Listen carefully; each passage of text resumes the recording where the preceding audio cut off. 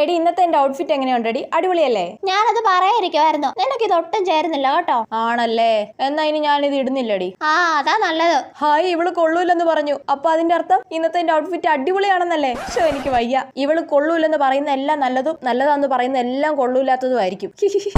എടാ നീ ഇനി സ്പ്രേ അടിച്ചിട്ട് വരല്ലേ? ഇതിന്റെ സ്മെല്ല് കാരണം എനിക്ക് തലവേദന എടുക്കുവാടി. ഇല്ലടി, ഇനി അടിക്കത്തില്ല. അയ്യടി മോളെ, ഇനി ഞാൻ എവിടെ പോയാലും ഈ സ്പ്രേ മാത്രം അടിക്കൂ.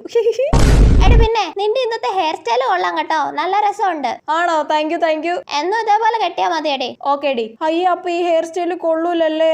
എന്നാ ഞാൻ ഇനി ഇങ്ങനെ മുടി കെട്ടുന്നേ ഇല്ല. ഈ ടോപ്പിക്ക് പരീക്ഷയ്ക്ക് വരുവോടി? അയ്യേ, ഇതൊന്നും വരത്തില്ലടി. നീ എന്തിനാ അതൊക്കെ വെറുതെ പഠിക്കുന്നേ? ആണല്ലേ. അയ്യടി മോളെ, എന്നാ പിന്നെ ഇത് പഠിച്ചിട്ട് തന്നെ കാര്യം. എടി, മഞ്ഞൾ വാങ്ങിയിട്ട് അരച്ച് മുഖത്ത് തേക്കുന്നതാണോ നല്ലത്, മഞ്ഞളിന്റെ പൊടി വാങ്ങിയിട്ട് അരച്ച് മുഖത്ത് വെക്കുന്നതാണോ നല്ലത്?